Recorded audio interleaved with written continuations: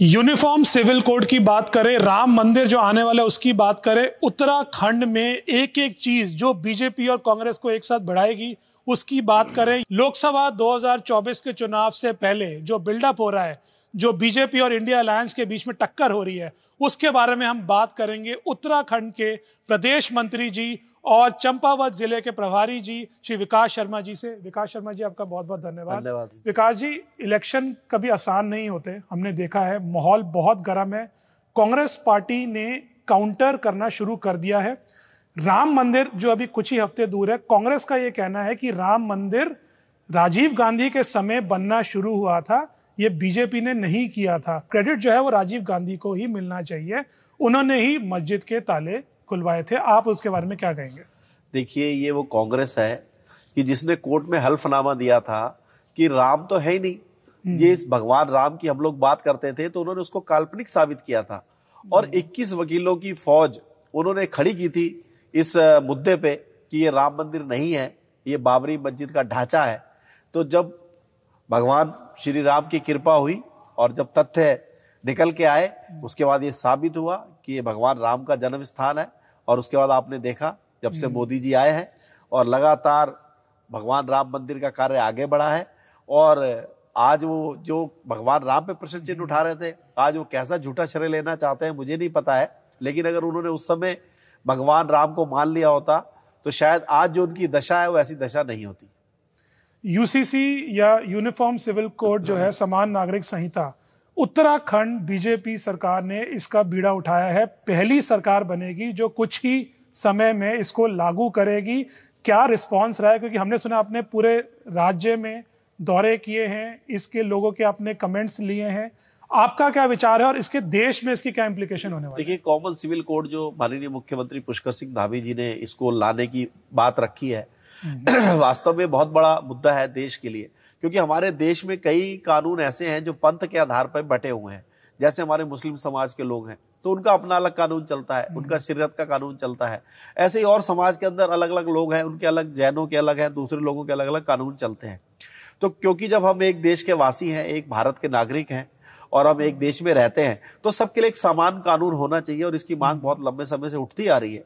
तो माननीय पुष्कर सिंह धामी जी ने इस पे निर्णय लिया, उन्होंने एक रिटायर्ड जज को एक कमेटी बनाई है और उसके बाद जितने भी इससे रिलेटेड लोग थे उन्होंने घूम घूम के एक एक जिले में जाकर उन्होंने बैठकें की हैं, मीटिंग की हैं और उन सब लोगों के सुझाव इसमें जोड़े हैं।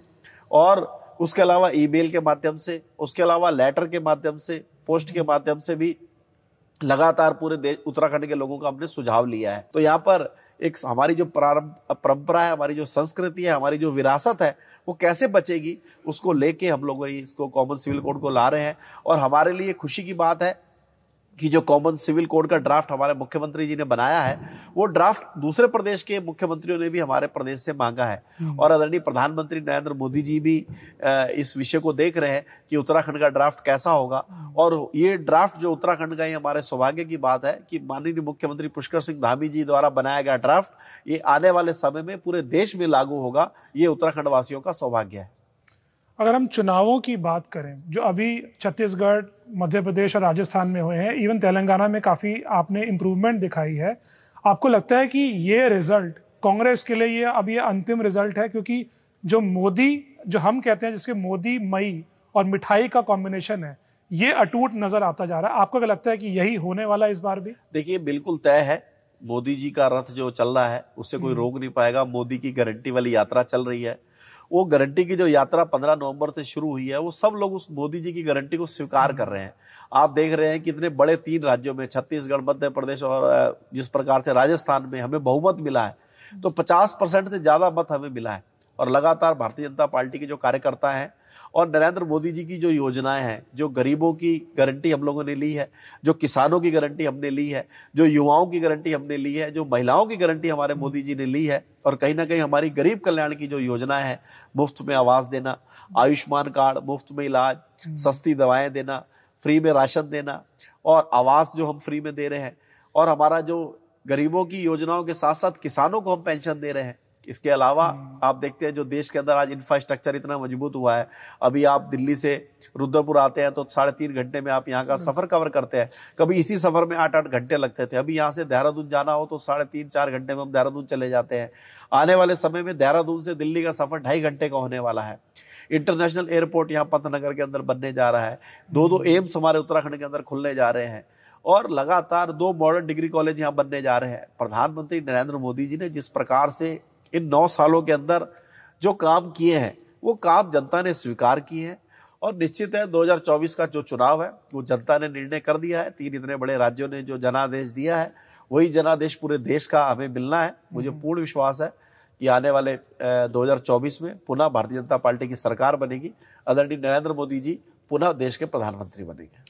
कांग्रेस ने इस जीत पर एक बात कही है, क्योंकि कांग्रेस पर यह इल्जाम लगाया जा रहा था, इंडिया अलायंस पर इल्जाम लगाया जा रहा था कि वो कास्ट के नाम पर और ज्यादा जनता को बांटने की कोशिश कर रही है। लेकिन उन्होंने बीजेपी पर यह काउंटर करा है और खासकर डायरेक्टली नहीं, सोशल मीडिया के थ्रू करा है कि जो बीजेपी ने चुनाव किया है मुख्यमंत्रियों का, एक आप देखते हैं राजपूत है, तो अगर डेप्यूटी सीएम है वो दलित हैं, कोई ब्राह्मण है। कांग्रेस का ये कहना है, उनके संबंधियों का ये कहना है कि क्या ये बांटना नहीं है, क्योंकि आप हर जगह अलग अलग बनाए जा रहे हैं। देखिए कांग्रेस ने 70 साल तक इस देश पे राज किया और कांग्रेस ने हमेशा देश को बांटने का काम किया। उन्होंने धर्म के आधार पर देश को बांटा, भारत से पाकिस्तान इसके 2 टुकड़े बने और जितनी जातियां थी, चाहे वो अनुसूचित के लोग हो, चाहे वो हमारे ओबीसी के लोग हो, चाहे हमारे मुस्लिम समाज के लोग हो, सबको उन्होंने बांटने का काम किया। ये अगड़ी जाति है, ये पिछड़ी जाति है, ये ओबीसी है, ये एससी समाज के लोग हैं। उत्तर प्रदेश में मायावती ने अपना एससी वोट इकट्ठा कर लिया, मुलायम सिंह ने ओबीसी वोट इकट्ठा कर लिया। इसी प्रकार सबने जातियों में बांटने का काम किया। भाजपा ने कभी जातियों के आधार पर बांटने का काम नहीं किया है। हमारे जो संस्कार है उसमें कभी इस प्रकार की बात नहीं होती है। हमारे प्रधानमंत्री नरेंद्र मोदी ने भी कहा कि मेरी 4 जातियां हैं, गरीब मेरी जाति है, महिला मेरी जाति है, युवा मेरी जाति है, किसान मेरी जाति है। उनका मुझे उद्धार करना है, उनको मुझे आगे बढ़ाना है। तो इसलिए भारतीय जनता पार्टी कभी भी जाति पे राजनीति नहीं करती है। ये बांटने वाले लोग ये खुद थे, आज खत्म हो गए हैं, क्योंकि फिर से सारे भारतीय और एक हो चुके हैं और कहीं ना कहीं हिंदुत्व का डंका बज रहा है। आज पुनः भारत विश्व गुरु बनने जा रहा है।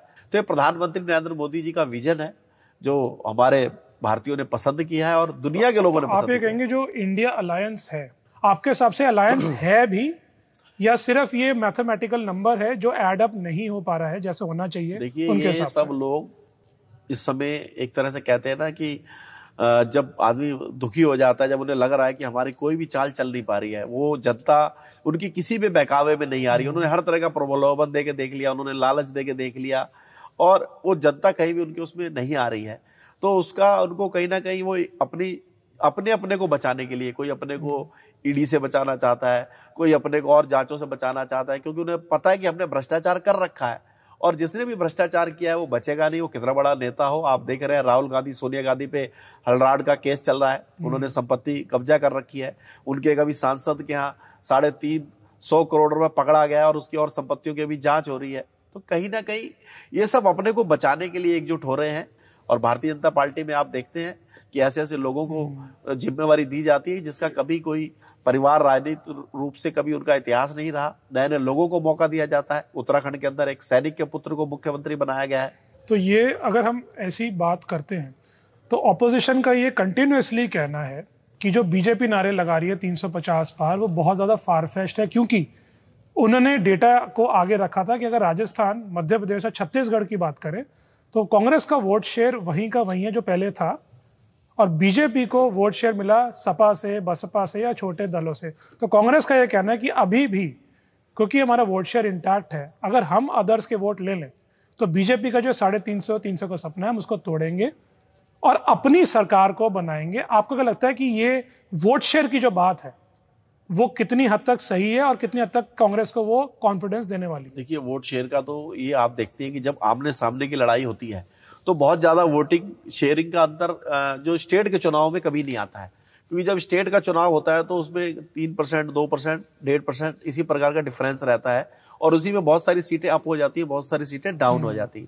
लेकिन जब भी प्रधानमंत्री जी का चुनाव हुआ है, आपने देखा लास्ट टाइम राजस्थान के अंदर कांग्रेस की सरकार थी, छत्तीसगढ़ में कांग्रेस की सरकार थी, लेकिन जब सांसद का चुनाव आया तो सबने मोदी जी को वोट किया।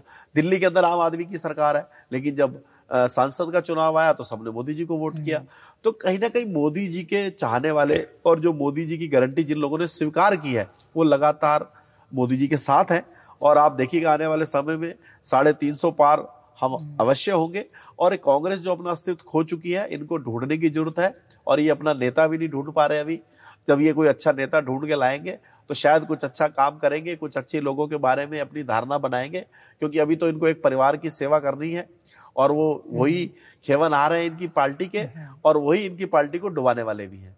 तो आपको लगता है कि उत्तराखंड की अगर हम बात करते हैं तो उत्तराखंड की जनता जो हमें देख रही है, सुन रही है, उनको आप क्या मैसेज देने वाले हैं कि क्या ऐसा काम हुआ है और अगले कुछ महीनों में होने वाला है जिसके कारण 5 में से 5 सीटें पुनः वो भारतीय जनता पार्टी को दे और ऑपोजिशन को ना दे? देखिए, मैं सबसे पहले तो अपनी केंद्र सरकार की योजनाओं को बताना चाहूंगा कि उत्तराखंड के अंदर ऑल वेदर रोड हमने बनाई है। पहले उत्तराखंड के अंदर पहाड़ों पे जाना बड़ा टिपिकल होता था। आज आप अपनी 4 व्हीलर के साथ, चाहे वो केदारनाथ जाना हो, चाहे आपको बद्रीनाथ जाना हो, चाहे आपको चंपावत जाना हो, चाहे आपको पिथौरागढ़ जाना हो, आप एकदम ऐसी अपनी गाड़ी चला के जाते हैं कि जैसे आप जनरल हाईवे पे चल रहे हैं। तो ऑल वेदर रोड ऐसी प्रधानमंत्री जी ने हमारे बनाई है, नितिन गडकरी जी ने, जिससे उत्तराखंड के अंदर कनेक्टिविटी बढ़ी है। अभी हमने 4 धाम यात्रा चलाई थी।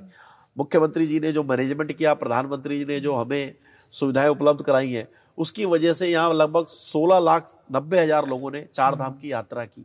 और उसके अलावा जब यहाँ पर मैंने आपको बताया कि एक एम्स और बनने जा रहा है, या किच्छा के अंदर एक एम्स और बनने जा रही है, हमारे लिए प्रधानमंत्री जी की सौगात है।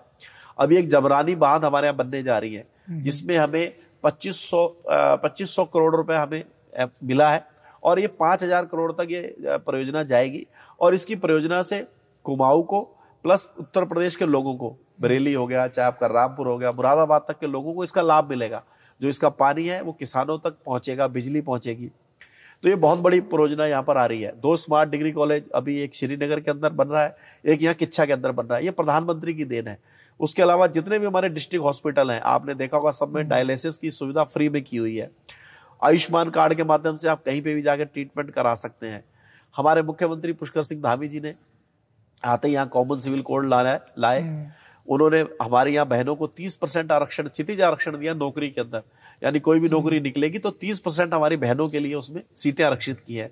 सबसे बड़ा नकल विरोधी कानून लेके आए हैं। हम जब पढ़ते थे तो हमने देखा था कि यहाँ दरोगा भर्ती घोटाला हुआ या पटवारी भर्ती घोटाला हुआ कांग्रेस की सरकार में। काफी चर्चा थी उस समय। आप जानते हैं तिवारी जी के टाइम पे जो पैसा देता था वो नौकरी पाता था। आज हमारे मुख्यमंत्री पुष्कर सिंह धामी जी ने ऐसा सख्त नकल कानून बना दिया है कि जो नकल करते हुए या नकल कराते हुए पकड़ा जाएगा तो उसे 10 साल की सजा है, 1 करोड़ रुपए जुर्माना है। और अभी बहुत सारे हमारे यहाँ के उत्तराखंड के बच्चे जिन्होंने इस नकल विरोधी कानून आने के बाद नौकरी को पाया है, उन्होंने लगातार तमाम सोशल मीडिया में उनके वीडियो आए हैं जिसमें उन्होंने लिखा है कि हमारे बिना किसी उसके, बिना सोर्स के और बिना हमने किसी माध्यम के भी सीधा नौकरी मिली है। तो जो एक एग्जाम में पास हुआ वो सब में पास हुआ। तो ऐसी पारदर्शिता वाली काम हमने किया है। इसके अलावा यहाँ लैंड जिहाद बहुत हो रहा था। बहुत सारी हमारे पहाड़ के अंदर जो देवभूमि है इसका स्वरूप बिगाड़ने की कोशिश की जा रही थी। बहुत जगह मजारे बना के यहाँ पर भूमि पे कब्जा किया जा रहा था। तो हमने 450 से ज्यादा मजारे यहाँ हटाने का काम किया है। यहाँ लव जिहाद चल रहा था, उसको लव जिहाद को रोकने का हमने काम किया है। अभी आपने देखा कि बहुत बड़ी इन्वेस्टर समिट हमारे यहाँ हुई जिसमें हमारे देश के प्रधानमंत्री जी भी आए थे, हमारे गृह मंत्री अमित शाह जी भी आए थे। 3.5 लाख करोड़ से अधिक का MOU यहाँ साइन हुआ है। और यहाँ पुनः बहुत सारे उद्योग आने वाले हैं और उन उद्योगों से उत्तराखंड के नौजवानों का पलायन रुकेगा, उनको रोजगार मिलेगा। और उसके साथ साथ जो अभी हमारा मुख्यमंत्री होम स्टे योजना चल रही है जिसमें जो पर्वतीय हमारे जो भाई हैं वो अपने घर के अंदर लोगों को रुकवा रहे हैं, होम स्टे बना रहे हैं। तो उस होम स्टे के अंदर भी उनको सब्सिडी देने का काम किया जा रहा है। सोलर के अंदर सब्सिडी देने का काम किया जा रहा है। मुख्यमंत्री रोजगार योजना यहाँ चलाई जा रही है जिससे यहाँ के बेरोजगार अपना पैसा लेके, लोन लेके अपना काम कर सकते हैं। इसके अलावा वीरचंद गढ़वाली योजना चल रही है जिसमें आपको होटल, रिसोर्ट, कैफे कुछ भी बनाना है।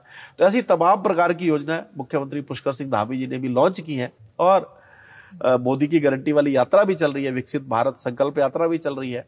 तो कहीं ना कहीं आने वाले जो चुनाव है ये 5 की 5 सीटें हम जीत के आदरणीय नरेंद्र मोदी जी को देंगे और ये जो डबल इंजन है यहाँ का, ये डबल इंजन ऐसी ही स्पीड से काम करता रहेगा, ये मेरा विश्वास है। तो विकास जी, आपके काम, आपके कॉन्फिडेंस के लिए आपको बहुत बहुत बधाई हो और हम उम्मीद करते हैं कि आपका ये कॉन्फिडेंस आपके लिए 5 में से 5 सीटें दोबारा लेके आए। हमसे जुड़ने के लिए बहुत बहुत धन्यवाद विकास शर्मा जी।